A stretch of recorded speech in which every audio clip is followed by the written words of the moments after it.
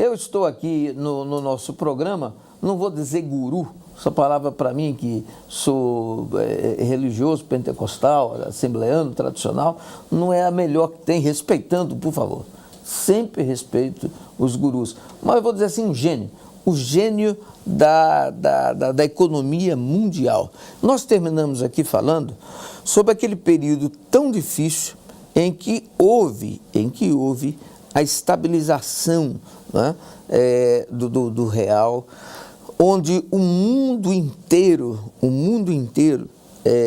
entrou naquela crise imobiliária. Os Estados Unidos se viu passando o pior momento desde 1929, e a verdade é que nós conseguimos, o Brasil conseguiu ter a bênção de ter esse homem no comando da economia brasileira, no comando da moeda brasileira. É a força da moeda, é a estabilidade da moeda que determina se uma economia vai para frente ou não.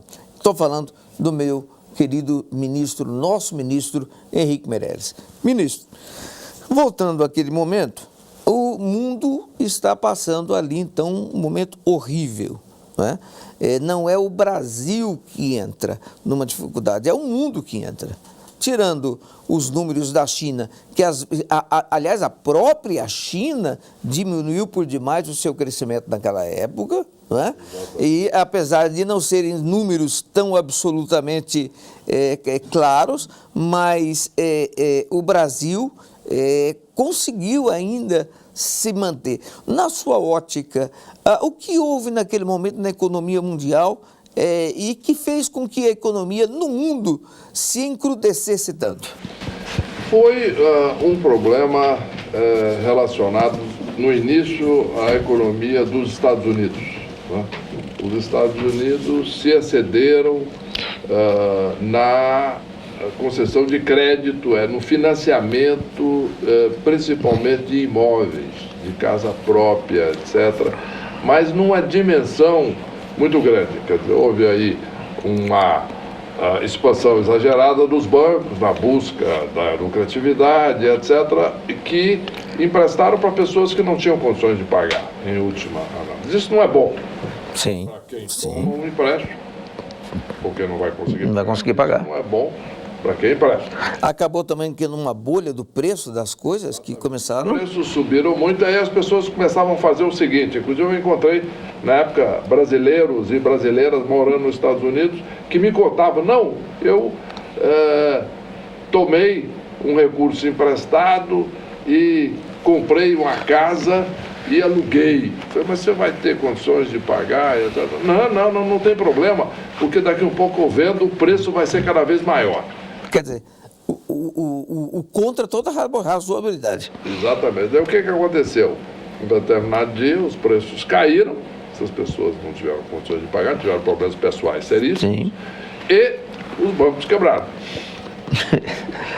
Então, nós tivemos uma crise enorme da economia que reverberou no mundo inteiro. Aí apareceram os problemas na Europa, e aí impactou fortemente o Brasil, principalmente devido à parada completa do fluxo de empréstimos internacionais para todos os países, inclusive o Brasil. Claro. Isso impactou aqui o país, nós reagimos com segurança, com precisão, e o Brasil voltou a crescer com muita tranquilidade já em 2009. Estava crescendo em 2010, cresceu muito. A economia mundial demorou um pouco mais. Só agora, por exemplo, o Banco Central americano e o Banco Central da Europa começam a, de fato, retirar as medidas que foram tomadas naquela época. Sim. Para enfrentar essa crise. Então, devagar, agora eles estão, vamos dizer, voltando ao normal, mas nós estamos falando aqui de 10 anos. Sim. Demandou para que esses bancos centrais dos outros países voltassem ao normal. O Brasil não. Nós tomamos medidas fortes, eficientes, e em menos de um ano nós estávamos de volta ao normal, com a economia crescendo, já cresceu bastante em 2010, no final de 2009 já começou, 2010 cresceu bastante, o Brasil voltou ao normal rapidamente e tudo mais foi normalizado no país. Por quê? Medidas fortes, certas, na hora certa. Por isso, o Brasil foi aplaudido. Eu vou lhe fazer uma pergunta e eu sei que talvez o senhor não saiba responder, eu vou lhe dar liberdade de total de responder, mas para tentar entender aqui. Quando a economia brasileira começou a passar por uns maus momentos, principalmente nos governos da presidenta Dilma, todo o mercado, inclusive o ex-presidente Lula também fazia isso. A gente lia todo o dia nos jornais, só quem pode dar jeito na economia brasileira chama-se Henrique Meirelles. Mas isso se falava do PT ao PSDB. Todo mundo falava a mesma coisa. Eu não sei por que cargas d'água havia talvez uma dificuldade daquele governo em entender. Hoje, ouvindo aqui, eu quero lhe dar liberdade para não me responder, por favor, se o senhor não se sentir confortável. Vendo a diferença do que era a ex-presidenta Dilma e o ex-presidente Lula, né? O que eu noto é que quando o senhor aceita uma missão, o senhor aceita trabalhar com liberdade. Ou seja, trabalhar para obedecer linhas inadequadas. Eu fico pensando, será que foi por aí que o senhor não conseguiu, o senhor não aceitou, porque todo mundo implorava e o senhor dizia sempre isso aí aqui, isso aí não. Foi por aí, ou seja, se não me deixarem trabalhar com liberdade, não me convidem? É exatamente isso, né? Com todo o respeito a ex-presidente, etc., ela tinha opiniões muito firmes sobre a economia e direcionava muito claramente o que ela queria fazer. Opiniões que eu discordava, e continuo discordando, e que foram aplicadas no Brasil e que deram errado. O Brasil entrou em recessão, né? Portanto, não foi possível, nestas condições, qualquer outra solução que não fosse me manter distante da condução da política econômica, etc. Em resumo, é muito simples, tudo amigável, sem problema, sem briga nenhuma. Mas para fazer um trabalho, eu preciso de independência e preciso fazer o que é certo. E o que leva ao crescimento, segundo a experiência, não só no Brasil, mas em vários outros países do mundo. Porque eu sou um observador do mundo, dos outros países, presto muita atenção. E eu gosto muito não só de aprender com os meus acertos, aprender com os meus erros, mas gosto também de aprender com os erros dos outros. Correto. Dói menos.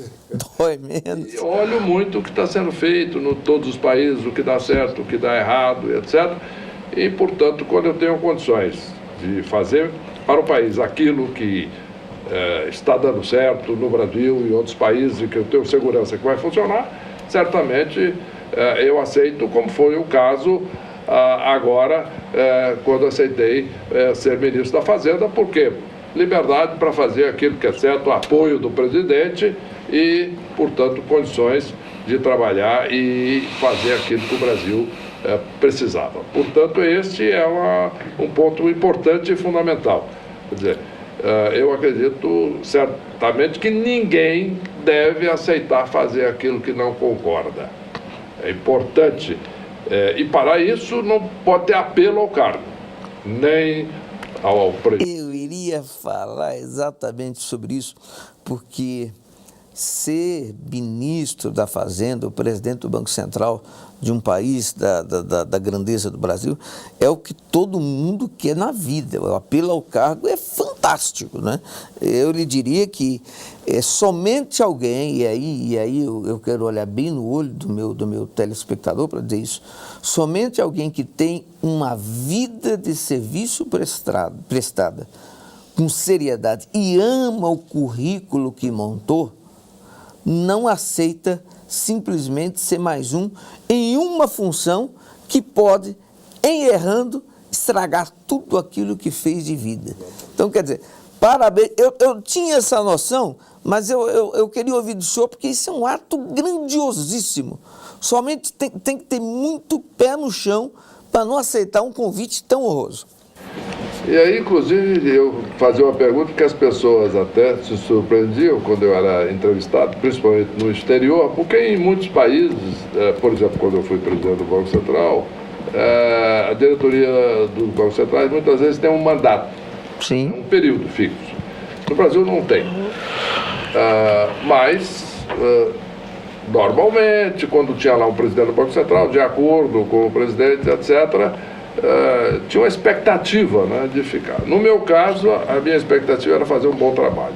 E, às vezes, no exterior, eles me perguntavam qual é a duração do seu mandato.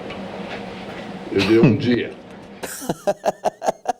Uma manchete de jornal. Por quê? Porque o meu compromisso era fazer o certo. Se o presidente discordasse, tinha o direito Que é isso? de tomar a sua atitude, Correto. de pedir para sair, não tem problema nenhum. Agora, eu faria aquilo que eu achava correto e fiz o que eu achava correto. Por isso que o Brasil cresceu. Quando nós saímos, infelizmente, o Brasil começou a cair cada vez mais e no final teve essa recessão, esse desemprego brutal. E quando voltamos ao governo também, dentro de uma ideia de reerguer o país, reerguer a economia e principalmente o padrão de vida dos brasileiros, que está ainda muito longe. Correto. Muito longe daquilo que nós queremos.